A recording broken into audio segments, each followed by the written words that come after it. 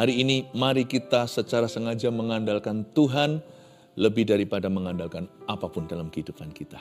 Cari wajahnya, pegang tangannya. Dia siap memegang kita dengan tangan kanannya yang membawa kemenangan. Beberapa orang sudah mengalami keajaiban dan hasil doanya. Saya percaya hari ini giliran setiap kita yang menanti-nantikan Tuhan tidak mungkin Tuhan lewatkan. Tidak pernah ada di dalam firman Tuhan dikatakan diberkatilah orang yang percaya diri. Tapi diberkatilah orang yang percaya Tuhan. Percayalah kepada Tuhan, jangan bersandar pada pengertian sendiri. Percaya diri itu tidak menjamin apa-apa. Itu pengajaran dunia. Meskipun kalau kita percaya Tuhan tentunya kita tidak akan menjatuhkan diri sendiri. Karena kita menghargai apa yang Tuhan taruh atas hidup kita. Kita bersyukur untuk itu. Tidak ada orang yang percaya Tuhan itu akan menghina dirinya.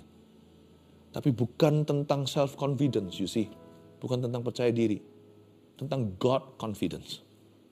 Tentang keyakinan kepada Tuhan. Saya ajar kita hari ini untuk mengandalkan Tuhan. Sebab diberkatilah orang yang mengandalkan Tuhan. Tapi dikutukilah orang yang mengandalkan manusia.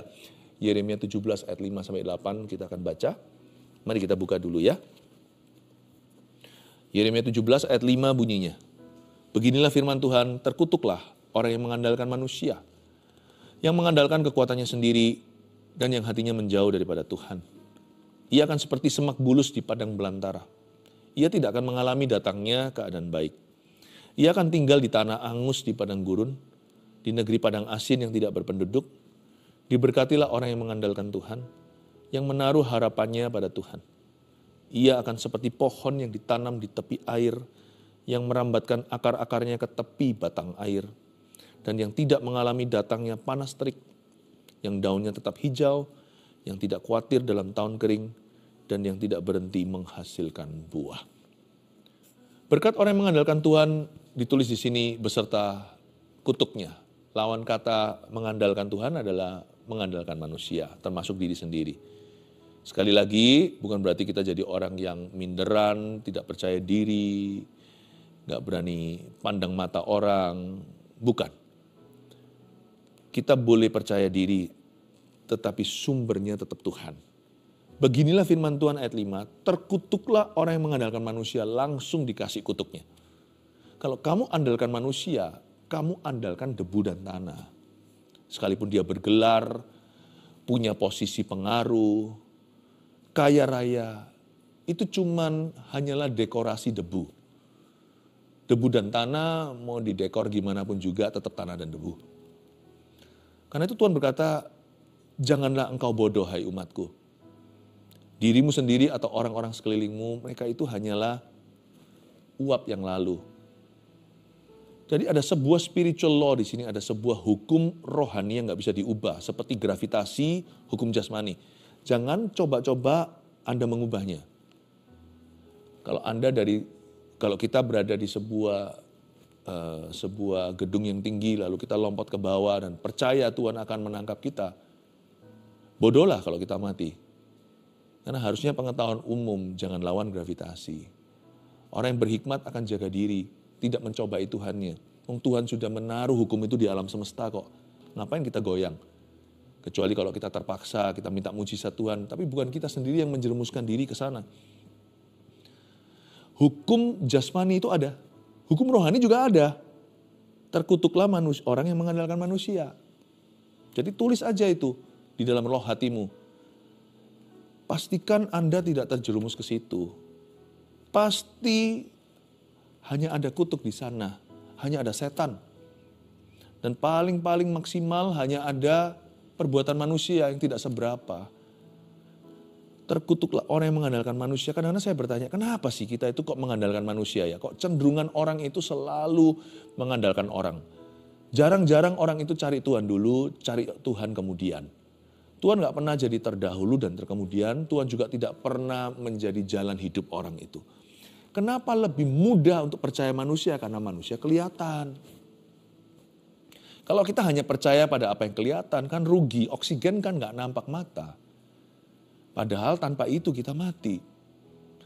Segala sesuatu yang gak kelihatan itu bukan berarti tidak ada. Justru apa yang gak kelihatan itu perhatikan. Kenapa gampang percaya orang? Karena orang itu nampak mata. Kita ini makhluk panca indera. Dan kita tahu bahwa kunci hidup kita nggak terletak pada apa yang nampak di mata jasmani. Tetapi kunci keberhasilan kita sebagian besar itu terletak pada perkara-perkara yang rohani. Terkutuklah orang yang mengandalkan manusia, orang-orang yang berkata, I don't need God's help, aku nggak butuh pertolongan Tuhan. Itu juga kelihatan sih manifestasinya dalam diri orang-orang yang tidak pernah membangun kerohanian. Yaitu mereka yang mencari Tuhan jikalau sudah tidak ada jalan. Tuhan dijadikan yang namanya gawat darurat. Tuhan dijadikan ICU. Tuhan dijadikan cadangan. Jangan cari Tuhan hanya waktu kita kepepet. Ketika kita terjepit, kita baru mengandalkan Tuhan.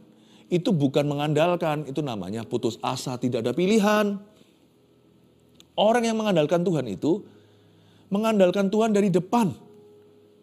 Sebelum kita itu dirudung masalah, sebelum kita dihimpit musuh, sebelum kita ditinggalkan tanpa pilihan, kita itu cari Tuhan, tidak perlu terpaksa. Cari Tuhan itu sukarela.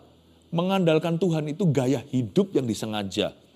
Terkutuklah orang yang mengandalkan manusia. Di dalam kategori itu, di dalam golongan itu juga orang-orang Kristen yang berdoa ketika dapat masalah.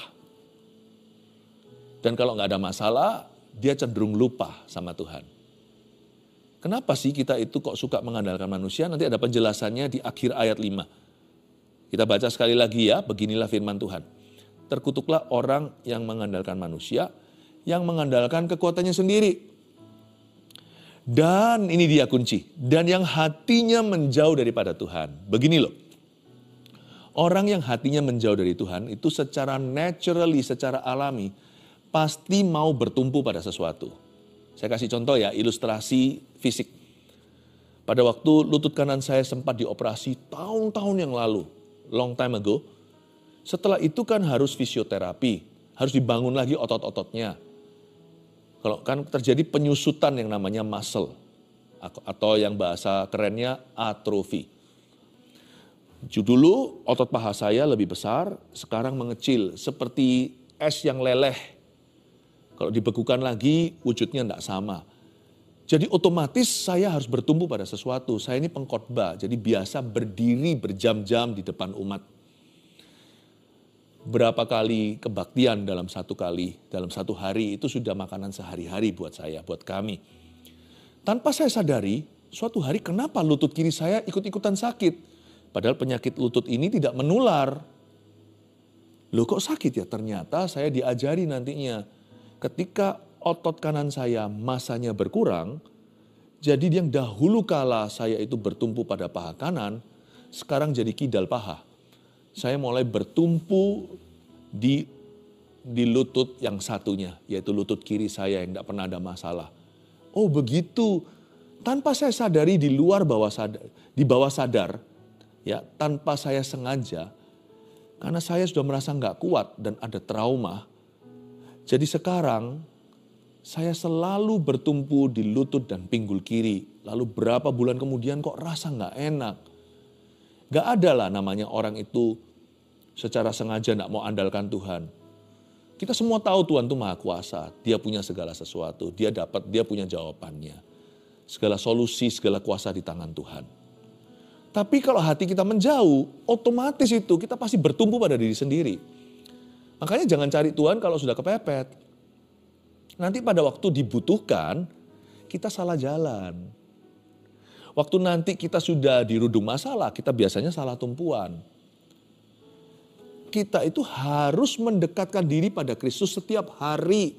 Dan kalau kita bersama-sama juga seminggu sekali di gereja, ada aktivitas lain mungkin selain hari Minggu, yaitu dalam pelayanan, kita itu bisa bangun bersama, saat teduh bersama contohnya. Kita harus rajin memupuk kerohanian. Kita harus rajin cari Tuhan. Bangun otot-otot rohanimu.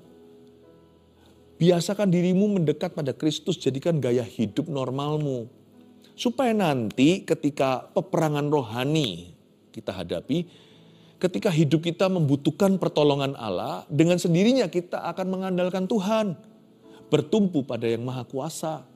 Tapi orang yang hatinya menjauh daripada Tuhan, ketika masuk persoalan, atau dalam pergumulan, atau bahkan ketika dia melihat tantangan di depan, gak harus tentang problema, bisa saja ada suatu sukses di hadapan, ada sebuah keberhasilan yang menjanjikan, dia akan mengandalkan kekuatannya sendiri. Dasar manusia makhluk panca indera kok, kita ini adalah makhluk kedagingan. Pasti yang kita lihat, yang kita cium, yang kita raba, yang kita percaya. Yang gak kelihatan, tidak kita masukkan dalam perhitungan. Tuhan jadikan ICU-an, jadikan gawat darurat, emergency, seperti ER-nya, emergency room-nya. Nanti kalau kita kepepet baru cari Tuhan. Kalau waktu itu terjadi, kita sudah gak ngalami semua rencananya. Tuhan harus rescue, bawa kita keluar dari persoalan yang terjadi karena kita jauh dari Tuhan. Nanti kita harus selamatkan kita dari sesuatu yang sifatnya bukan Tuhan izinkan akibat kebodohan. Sayang kan, kita kehilangan momentum-momentum indah dalam hidup ini karena kita itu on dan off. Sama Tuhan itu seperti kadang iya, kadang kagak. Terkutuklah orang yang mengandalkan kekuatannya sendiri, yang hatinya menjauh daripada Tuhan. This is the reason why, inilah alasan mengapa kita seringkali lebih mengandalkan kekuatan sendiri. Karena hati kita jauh dari Tuhan. Tapi orang yang hatinya dekat sama Tuhan, tahu dengan sendirinya, dia harus bersandar kepada siapa. Ayat 6, ia akan seperti semak bulus di padang belantara. Ia tidak akan mengalami datangnya keadaan baik. Tuhan peringatkan, kalau kita mengandalkan kekuatan kita dan koneksi kita hanya mengandalkan orang-orang yang berjanji-janji dan tidak sedikit yang memberikan harapan palsu kepadamu. Kalau kita melihat cuaca saja dan takut menabur, orang seperti itu akan menjadi semak bulus di padang belantara. Artinya, di mata Tuhan orang itu rawan. Semak bulus itu apa sih? Kalau Anda lihat di padang belantara itu kadang-kadang mudah terpercik api. Karena terik matahari langsung kena ke pasir, itu kalau kita nggak pakai sepatu, itu bisa terbakar kaki kita. Yang namanya semak bulus di padang belantara itu mudah sekali menyala. Si jago merah, jadi orang seperti itu ready to burn anytime. Rencana dia itu gampang terbakar dan gampang gagal. Sekalipun dia penuh siasat, orangnya strategic thinking, mungkin pikirannya strategis. Tapi kalau dia keluarkan Tuhan dari perencanaan, orang seperti itu di mata Tuhan sekalipun dia seolah-olah kebal apapun, ya seolah-olah seperti orang itu nggak mungkin jatuh, nggak bisa kalah. Sebenarnya di mata Tuhan dia nggak lebih timbangannya daripada semak bulus yang ringan. Anda lihat semak bulus yang kadang-kadang diterbangkan angin, itu mudah sekali menyala, kena terik sebentar aja gosong tuh. Apapun yang kau bangun, jikalau bukan Tuhan membangun rumah, sia-sialah kau membangunnya. Dengan kata lain, itu gampang terbakar. Kelihatan indah dekorasi interior desainnya. Tapi banjir sedikit datang, banjir badang, belum lagi yang tsunami. Rumahmu roboh karena didirikan di atas dasar pasir. Bagi Tuhan, apapun yang kau bangun, rawan. Rawan gempa, di sini maksudnya rawan api. Bentar aja bisa menangkap, bentar aja mudah terpercik. Mudah menyala dan membakar semua. Apa yang kau bangun bisa runtuh sehari kalau tidak ada Kristus di dalamnya. Titanic contohnya. Tuhan pun tidak bisa tenggelamkan. God cannot sink this vessel. Bukan begitu yang buat berkata.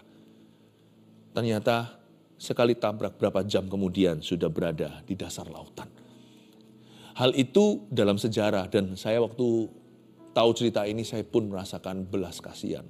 Namun sebuah ilustrasi dan sebuah peringatan bahwa kita semua jangan membangun sesuatu tanpa mengandalkan Kristus di dalamnya. Sebab Anda, apapun yang kau bangun, semak bulus itu di mata Kristus rawan bakar. Ia tidak akan mengalami datangnya keadaan baik. Di ayat 6b, maksudnya apa? Apakah orang yang tidak mengandalkan Tuhan itu selalu hidupnya buruk? Enggak. Tetap dia bisa menikmati suksesnya. Tetapi keadaan baik itu tidak selalu bicara tentang materi.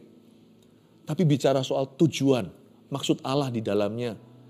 Khususnya berkat-berkat yang gak bisa dibeli dengan uang seperti kasih, sukacita, damai sejahtera, 3 buah roh pertama. Itu gak akan ada. Dalam apa yang dia lakukan, dia akan gelisah. Mungkin uang banyak, tidur tak nyenyak. Gak akan mengalami datangnya keadaan baik. Kata keadaan baik itu adalah damai sejahtera, shalom peace. Keadaan yang baik itu artinya bahagia yang penuh. Susah payah tidak menambahi. Sebab harta kekayaan itu datangnya dari Allah. Tapi bukan hanya itu saja. Bukan berarti tidak ada keadaan baik di bumi. Ada sih. Tapi orang yang tidak mengandalkan Tuhan, tapi mengandalkan manusia, somehow dia selalu luput. Keadaan baik itu datang, dia pas nggak di sana. Atau bisa jadi gini loh. Keadaan baik itu datang dulu, lalu pergi waktu keadaan itu pergi, meninggalkan tempat itu, dia baru tiba. Selalu papasan, tidak ketemu, tidak jodoh ceritanya. Atau bisa jadi dia datang untuk menanti-nantikan keadaan baik itu, dia datang untuk melihat berkat. Nggak datang-datang setelah berjam-jam, setelah berhari-hari, malas sudah. Akhirnya dia minggat. Baru dia hengkang kaki, semenit kemudian keadaan baik itu tiba. Pokoknya nggak ketemu deh. Nggak jodoh saja. It does come though, keadaan baik itu. But he will not be there to experience it. Dia tidak akan ada di situ untuk mengalaminya. Ini adalah peringatan Tuhan. Orang yang mengandalkan kekuatannya sendiri tidak akan lucky.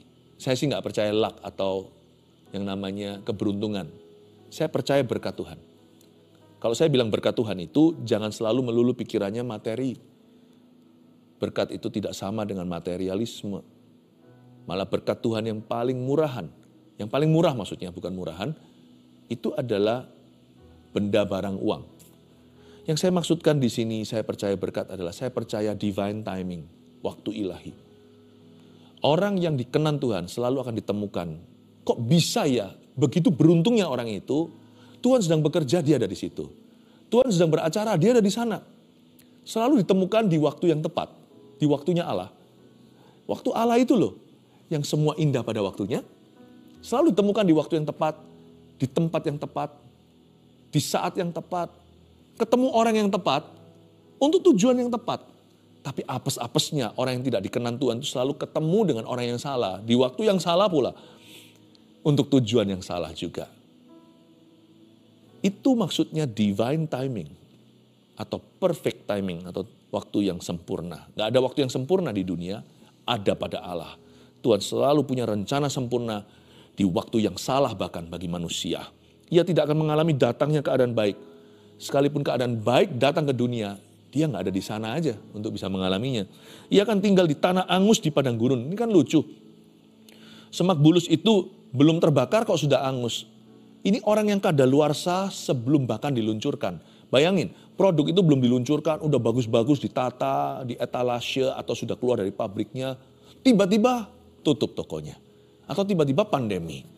Pokoknya tanah itu belum dibakar sudah angus di padang gurun. Dia belum kena api, tapi dia sudah gosong ceritanya. Belum di barbecue, sudah overcook dia.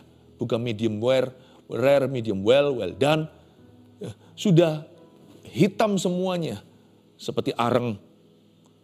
Ia akan tinggal di tanah angus di padang gurun. Tuhan berkata, orang yang mengandalkan manusia, dia gak hanya kering rohani, tapi dia akan habis sebelum Tuhan mulai. Sekali lagi saya tidak selalu referensi bicara habis itu harta atau apa, bukan. Tapi bicara tentang rencana Allah. Ketika Allah bekerja, dia sudah kehabisan peluru, kehabisan nafas. Hangus dulu sebelum mulai. Coba bayangkan. Seperti orang kaya yang bodoh itu. Dia kumpulkan harta timbun-timbun untuk tahun-tahun ke depan. Dia berkata, hai jiwaku bersenang-senanglah sebab sekarang saya akan retire, saya akan pensiun dini. Lalu Tuhan berkata, kamu orang bodoh, untuk siapa semua harta yang kamu tumpuk itu? Sebab malam ini kau mati. Dia baru mulai hidup kekal, mau hidup happy. udah mati. Tadinya kerja keras kan, kumpulkan semua. Belum nikmati, udah mati. Mati pun tidak masuk ke dalam kekekalan. Meskipun ini hanya ilustrasi, kalau ini orang sungguhan, dia masuknya pasti binasa, masuk neraka. Dia nggak akan melihat kebahagiaan Bapak. Wah, apes sekali. Udah kerja keras mati-matian, belum nikmati, udah mati, udah masuk neraka lagi. Lebih bahagia Lazarus kan, dia punya pas-pasan, tapi di pangkuan Abraham. Orang begini gak bisa pas dalam rencana Bapa. Orang yang hanya melihat segala sesuatu pas sesuai dengan rencananya dan hapuskan Tuhan dari equation atau perhitungannya. Orang seperti itu nanti gak akan pernah pas di rencana Tuhan. Kalau kita hapus tanda tangan Tuhan di hidup kita, kita gak akan pernah pas dalam rencana Tuhan. Bukankah rencana Tuhan itu jauh lebih tinggi dari rencana manusia? Ia kan tinggal di tanah angus di padang gurun, di negeri padang asin yang tidak berpenduduk. Coba lihat lagi kiasan lain. Negeri padang asin bukankah baik untuk menjadi garam dunia? Tapi orang ini sekalipun sudah asin, gak ada orang yang bisa menikmati keasinannya. Sebab dia berada di negeri padang asin yang tidak berpenduduk. Luar biasa ya. Pada saat dia mau menunjukkan pada dunia, gak ada orang yang lihat lagi. Atau gak kesampaian tuh mimpi. Pada waktu dia kejar pengakuan orang, gak ada orang yang mengakui. Pokoknya gak pernah bisa bersambut tangan, gak bisa bertemu ini tepukannya. Kalau Tuhan tidak beserta, tidak akan ada keseimbangan. Tidak bisa menyambut tangan. Jadi keplokannya atau tepukannya itu hanya satu sisi aja. Waktu Tuhan tepuk, dia tidak meresponi. Waktu dia menepuk, Tuhan tidak merestui. Saya gak mau lah hidup kayak gitu. Sekalipun berlimpah segala sesuatu, saya gak mau. Sebab hanya dalam rencana Tuhan saja semuanya indah. Seperti kata ayat 7. Diberkatilah orang yang mengandalkan Tuhan. Yang menaruh harapannya pada Tuhan. Ini yang menulis adalah Yeremia. Yeremia ini setelah zamannya Raja Daud. Karena itu saya percaya Yeremia ini diinspirasi oleh Mazmur 1, pemazmur-pemazmur zaman dulu. Karena ini mirip sekali ayat 7 dan 8 dengan yang kita baca di Mazmur pasal pertama. Berbahagialah orang yang merenungkan firman Tuhan, dia akan seperti pohon ditanam di tepi aliran air. Tapi di sini Yeremia tambahkan, diberkatilah orang yang mengandalkan Tuhan. Merenungkan firman adalah aktivitasnya. Hatinya itu tipe mengandalkan Allah. Kalau nggak gitu nggak mungkin cari firman-Nya. Diberkatilah orang yang mengandalkan Tuhan. Yeremia berkata, orang-orang yang hatinya mengandalkan Tuhan, pasti dia akan bergembira dalam firman. Dia akan mencari firman dulu. Dia akan percaya Tuhan dulu. Diberkatilah orang yang mengandalkan Tuhan, yang menaruh harapannya pada Tuhan. Ada beberapa praktek orang yang mengandalkan Tuhan. Salah satunya, orang itu akan memulai segala sesuatu dengan doa. Makanya untuk mengingatkan kita sebagai gentle reminder setiap hari, kan kita perlu makan. Sebelum kita makan kan kita berdoa dulu. Jangan jadikan itu ritual. Jadikan itu sebagai reminder atau sebagai pengingat kita. Bahwa Tuhanlah yang memberi berkat. Tuhan yang kasih rezeki. Orang, ada 3 praktek yang saya perhatikan pada diri orang yang mengandalkan Tuhan dan menaruh harapannya pada Tuhan. Orang itu akan berdoa sebelum segala sesuatu. Berdoa sebelum memulai harinya. Karena dia tahu harapannya adalah dari Tuhan. Pertolongannya datang dari Tuhan. Ya, apapun juga, memulai kerja, memulai pelayanan, rumah tangga, libatkan Tuhan dalam perencanaan. Jangan maunya ini atau itu, tapi jikalau Tuhan kehendaki, dan kita betul-betul boleh berencana, tapi serahkan perbuatan kita kepadanya agar terlaksanalah rencana kita, bahkan yang melampaui segala sesuatu yang kita bisa rencanakan. Beberapa praktek yang saya perhatikan di sini, orang yang menaruh harapannya pada Tuhan, yaitu orang-orang yang mengandalkan Tuhan adalah salah satunya, orang itu akan memulai dengan doa. Apalagi, orang itu akan mencari firman untuk arahan. He will seek God's word for directions. Dia pasti akan mencari firman Tuhan setiap hari, bahkan setiap waktu merenungkan dalam hati, mencari firman Tuhan untuk mengarahkan hidupnya hari ini. Untuk mengarahkan hidupnya setiap bulan. Bahkan akhir tahun lalu tanggal 31 Desember sebagai gereja GMS serentak onsite bersama-sama meskipun disambung dengan online. Kita mau mencari wajah Tuhan memasuki tahun yang baru. Permulaan Januari juga kita berdoa subuh breakfast with God waktu itu. Orang yang berharap pada Tuhan, yang mengandalkan Tuhan itu pasti akan cari firman. Bukan hanya logos firman tertulis Kejadian sampai Wahyu, akan cari rema-rema dalam logos. Kalimat-kalimat kata-kata yang melompat, yang Roh Kudus ucapkan kepada kita secara langsung waktu kita baca atau waktu kita dengarkan khotbah. Untuk menuntun kita sebagai pelita pengharapan dan terang bagi jalan. Orang yang menaruh harapannya pada Tuhan punya kebiasaan seperti itu. Dan waktu dia melangkah dengan iman, dia gak perlu tanya Tuhan lagi karena Tuhan sudah memberi dia arahan. Dia tinggal melakukan bagiannya dan tetap berdoa untuk hasil akhirnya. Itu orang yang mengandalkan Tuhan. Coba Anda lihatlah, orang yang mengandalkan Tuhan itu kelihatan. Gak perlu orang-orang yang ngaku-ngaku, yang klaim-klaim dia dekat Tuhan. Kelihatan dari gaya hidupnya. Kelihatan dari respon hatinya. Kelihatan dari kebiasaannya. Kelihatan dari komitmennya. Orang itu bangun kerohanian bukan saat dia perlukan. Tapi orang itu punya hubungan dengan Tuhan dan dia tahu dia perlu Tuhan. Every hour seperti lagu himnal itu, setiap jam ya Tuhan dikau ku perlukan. Kelihatan orang yang menaruh harapannya pada Tuhan dan yang tidak. Kelihatan sekali. Dan kalau kita nggak menaruh harap kita pada Tuhan, kita pasti menaruh harap kita pada sesuatu. Nanti kita taruh harapan kita pada uang. Nanti kita taruh harapan kita pada manusia lalu kecewa. Lihat ya, kalau kita tidak bertumpu di paha kanan, pasti cari paha kiri untuk tumpuan. Anak yang namanya Tuhan tiri itu ada di dalam kehidupan umat Allah. Kalau bukan Tuhan beneran, Tuhan tiri adalah apapun yang kau jadikan Tuhan untuk menggantikan Tuhan. Uang, kekuatanmu, hikmatmu, gelarmu, kepandaianmu, pengalamanmu masa lalu. Itu gak bisa kau jadikan Tuhan. Tuhan tirimu itu bukan Tuhan. Yang ada hanyalah Tuhan beneran. Kalau Anda tidak mau sama Tuhan beneran, tidak bangun itu dengan Tuhan, pasti nanti cari kawean atau cari Tuhan palsuan. Manusia kan paling hebat menciptakan Tuhan dalam hidupnya. Tuhan yang asli gak diciptakan. Kita harus datang ke kakinya dan belajar berserah. Bangun hubungan. Ayat 8, ia akan seperti pohon yang ditanam di tepi air, yang merambatkan akar-akarnya ke tepi batang air, dan yang tidak mengalami datangnya panas terik, yang daunnya tetap hijau, yang tidak khawatir dalam tahun kering, dan yang tidak berhenti menghasilkan buah. Ayat 8 saya jabarkan. Orang yang saya sebutkan tadi ini yang membangun hubungan dengan Tuhan, dia punya berkat tidak datang dari surrounding atau kondisi, situasi kondisi. Tidak dia peroleh dari dunia atau keadaan. Karena itu orang seperti ini tidak circumstantial, tidak tergantung sikon. Karena dia punya berkat itu datang dari akarnya dan akarnya itu ke Tuhan. Dia ditanam seperti tanaman pohon yang ditanam di tepi air yang merambatkan akar-akarnya ke tepi batang air, itu juga bicara tentang firman. His blessedness, berkat-berkatnya datang dari janji Tuhan directly from his promises. Dari janji Tuhan, bukan apa kata orang. Kekuatannya pun datang dari Tuhan. Dia merambatkan akar-akarnya sampai ke tepi batang air. Hubungan dan persekutuannya dengan Roh Kudus dan persekutuannya dengan firman. Karena itu biasanya orang yang mengandalkan Tuhan tidak mudah diombang-ambingkan.